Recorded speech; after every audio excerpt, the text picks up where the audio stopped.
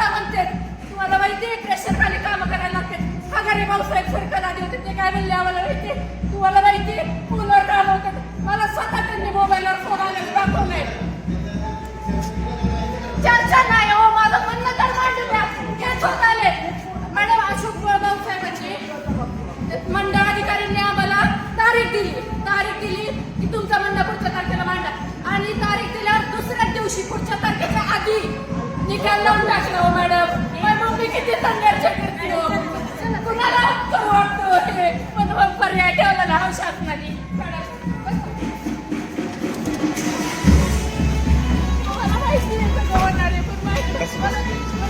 रोकठोक महाराष्ट्राला सबस्क्राईब करा आणि बेल आयकॉनवर क्लिक करायला विसरू नका.